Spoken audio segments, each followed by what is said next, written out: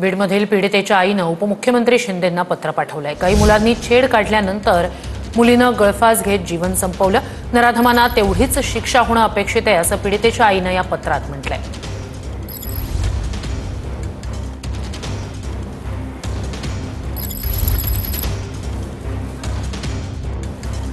पीडितेच्या आईनं उपमुख्यमंत्री शिंदेंना पत्र लिहिलंय। माझी मुलगी साक्षी हिला हवाई सुंदरी व्हायचं होतं, मात्र एका क्षणात ती नाहीशी झाली। काही मुलांनी तिची छेड काढली। साहेब, तुमच्या लाडक्या बहिणीच्या मुलीनं गळफास घेत जीवन संपवलं। साहेब, आम्ही आस धरून आहोत, तुमची भाची साक्षी या जगात परत येणार नाही हे आम्हाला देखील माहिती आहे, मात्र त्या नराधमांना देखील तेवढीच शिक्षा होणं अपेक्षित आहे। बीडच्या केशरबाई सोनाजीराव क्षीरसागर कॉलेजमध्ये कला शाखेच्या तृतीय वर्षात ती शिक्षण घेत होती। काही मुलांनी तिची छेड काढली, तिला ब्लॅकमेल करून तिच्यासोबत अनैतिक कृत्य केलं। जबरदस्ती फोटो आणि व्हिडिओ काढण्यात आले।